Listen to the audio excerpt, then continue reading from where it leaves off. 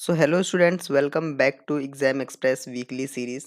और आपको पता है कि एग्ज़ाम एक्सप्रेस की इस सीरीज़ में हम रिवाइज़ करते हैं, बेसिकली क्विक रिवीजन करते हैं। तो आज का जो हमारा चैप्टर है वो है human I and colourful world. तो ज़्यादा समय बर्बाद ना करते हुए चलिए शुरू करते हैं।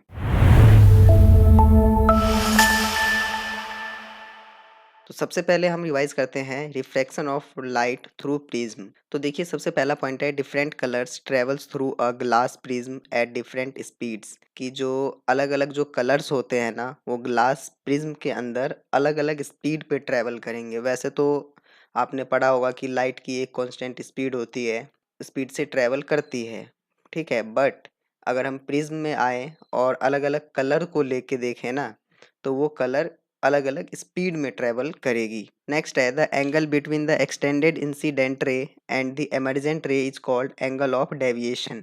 ठीक है, एंगल ऑफ डेविएशन किसको कहते हैं?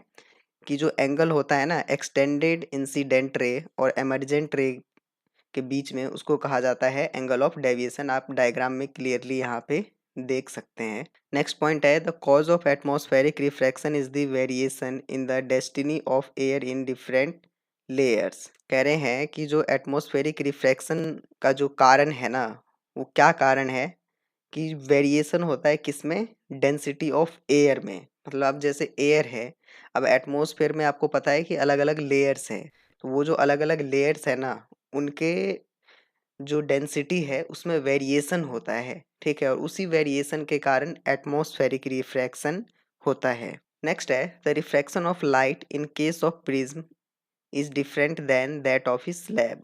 जो रिफ्रैक्शन ऑफ लाइट प्रिज्म के केस में होता है, वो स्लैब से अलग होता है। मतलब जो स्लैब होता है, स्लैब आपको पता है ना, वो एक तरीके से कांच का टुकड़ा जैसा होता है। तो उसमें जो रिफ्रैक्शन होगा और जो प्रिज्म में होता है वो डिफरेंट होता है। नेक्स्ट हम पढ़ते हैं एटमॉस्फेरिक रिफ्रैक्शन। नाम है इसका एटमॉस्फेरिक रिफ्रैक्शन। तो क्या होता है ये? Refraction of light by the earth atmosphere.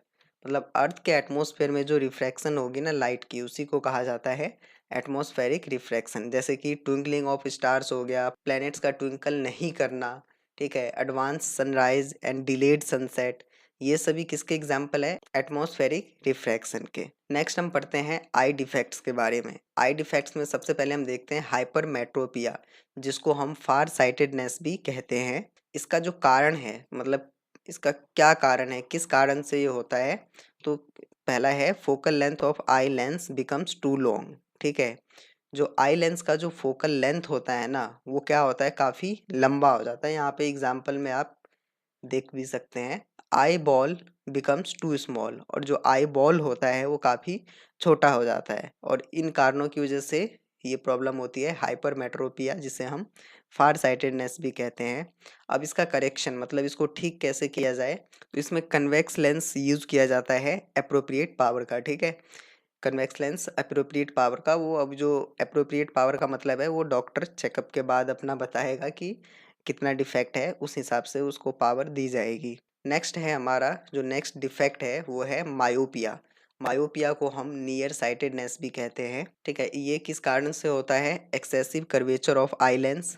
ठीक है, आई लेंस का जो कर्वेचर है वो काफ़ी ज़्यादा हो जाना, इलोंगेशन ऑफ आई बॉल, या फिर जो आई बॉल है इसको, ये जब काफ़ी बड़ा हो जाता है, तो ये इसके कुछ मेजर कारण हैं मायोपिया के। अब इसका करेक्शन क्या है? इसमें यूज़ किया जाएगा कनकेव लेंस का। ठीक है, appropriate power of concave lens. Next है हमारा प्रेस बायोपिया। प्रेस बायोपिया में क्या होता है? इसका जो कारण है वो है कि gradual weakening of ciliary muscles. ठीक है, जो सिलेरी मसल्स होते हैं हमारे आई में, वो धीरे धीरे जब वीक होने लगते हैं तब प्रेस बायोपिया होता है। और दूसरा कारण है इसका diminishing flexibility of eye lens. Eye lens का जो फ्लेक्सिबिलिटी है वो जब कम होने लगता है, छोटा होने लगता है, डिमिनिश होने लगता है, तब भी प्रेस बायोपिया हो जाता है। और इसका करेक्शन क्या है? Use of bifocal lens. Bifocal lens इसमें जो है यूज़ किया जाएगा इस प्रॉब्लम को ठीक करने के लिए। नेक्स्ट हम देखते हैं कंपोनेंट्स ऑफ आई, मतलब हमारी जो आँख है इसके कंपोनेंट्स। तो इसका सबसे पहला कंपोनेंट जो है वो है रेटिना। रेटिना क्या है? Delicate membrane having enormous number of light sensitive sales. ये एक मेम्ब्रेन होता है, डेलिकेट मेम्ब्रेन होता है, जिसके अंदर क्या है कि बहुत अधिक संख्या में लाइट सेंसिटिव सेल्स प्रेजेंट होते हैं। नेक्स्ट है कॉर्निया। कॉर्निया क्या है? Controls and focus the entry of light into the eye. ठीक है, कॉर्निया क्या करता है? कंट्रोल करता है और फोकस करता है कि आँख के अंदर, आइज के अंदर कितनी लाइट एंटर करेगी। ये काम होता है कॉर्निया का। नेक्स्ट है आइरिस। आइरिस क्या करता है? हमारे जो प्यूपिल का साइज है उसको कंट्रोल करता है। प्यूपिल प्यूपिल क्या है? It regulates and controls the amount of light entering the आई।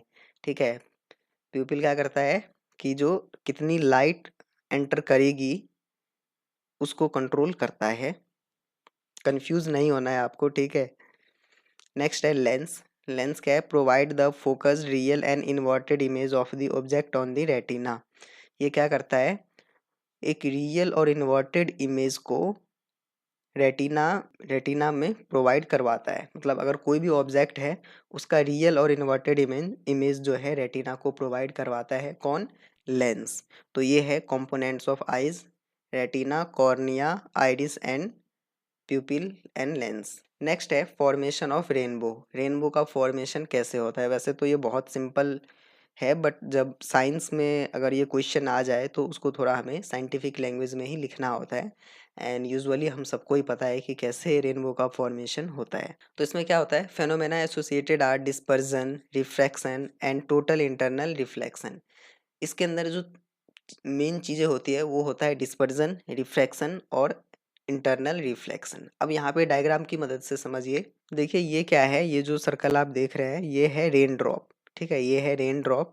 अब जब सनलाइट है, ठीक है, सनलाइट से जब इस पे लाइट आती है तो अब सनलाइट से जब इस पे लाइट आएगी तो यहाँ पे आते आते क्या हो जाता है? इसका रिफ्रैक्शन होता है। और जैसे ही ये इसके अंदर एंटर करेगा ना, इस ड्रॉप में एंटर करेगा तो यहाँ यहाँ पे इसका शुरू हो जाता है डिस्पर्जन। अब देखिए ये बबल्स के अंदर गया, ठीक है, मतलब ये वाटर ड्रॉप के अंदर गया और इसके अंदर गया। अब इसके अंदर से इसका कुछ इंटरनल रिफ्लेक्शन भी तो होगा। तो जैसे यहाँ से मान लीजिए गया और यहाँ से जो रिफ्लेक्शन हो रहा है, रिफ्लेक्शन होके फिर ये दोबारा जब इस बबल्स के अंदर से बाहर आएगा ना तो यहाँ पे हो जाएगा रिफ्रैक्शन। और फिर रिफ्रैक्शन की वजह से यहाँ पे जो है अलग अलग कलर्स हमें दिखाई देते हैं, विबग्योर, है ना। रेनबो में जो कलर होते हैं विबग्योर, आई होप कि आप सबको पता ही होगा, ठीक है। तो ये पूरा फेनोमेना है रेनबो के फॉर्मेशन का। और ये है हमारी आई। मतलब ये जो डायग्राम है ना, मतलब बेसिकली आप देखो तो अगर मान लो कि ये क्वेश्चन 5 नंबर में आता है तो आप ये डायग्राम अगर बना देते हो और थोड़ा सा लिख देते हो ना तो मुझे लगता है आपको पूरा नंबर मिल जाएगा, क्योंकि यहाँ पे सब कुछ मतलब डायग्राम के थ्रू बहुत क्लियरली समझाया हुआ है। तो आप इसका स्क्रीनशॉट ले सकते हो इस डायग्राम का। नेक्स्ट हम देखते हैं डिस्पर्जन ऑफ लाइट।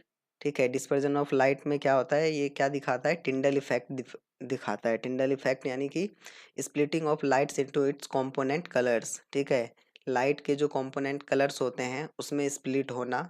ठीक है, red colour deviates the least and violet deviates the most. ठीक है, क्या होता है इसमें और कि जो रेड कलर होता है वो बहुत कम डेविएट होता है और वायलेट कलर जो है वो बहुत ज़्यादा डेविएट होता है। नेक्स्ट है scattering of light, reddishness of sun at sunrise and sunset. जो सनराइज और सनसेट के टाइम पे हमें रेडिशनेस दिखती है ना सन में, वो स्कैटरिंग ऑफ लाइट की वजह से ही दिखती है। जो स्काई का ब्लू कलर है वो स्कैटरिंग ऑफ लाइट की वजह से है। Blue colour has shorter wavelength as compare to red, so it scatters more. ठीक है, ब्लू कलर हमें अधिकतर दिखाई देता है आसमान में। क्यों? क्योंकि उसका जो वेवलेंथ है ना रेड कलर से कंपेयर करें तो उसका जो वेवलेंथ है शॉर्टर होता है, जिस वजह से ये बहुत ज़्यादा स्कैटर हो जाता है, बहुत ज़्यादा फैल जाता है और हमें इसलिए अधिकतर जो स्काई के कलर हैं वो ब्लू ही दिखाई देते हैं। तो आई होप कि एग्ज़ाम एक्सप्रेस की इस जर्नी में आपने काफ़ी कुछ सीखा होगा, रिवाइज़ किया होगा। अगर फिर भी आपको कोई डाउट रह जाता है तो आप नीचे कमेंट सेक्शन में कमेंट कर सकते हैं।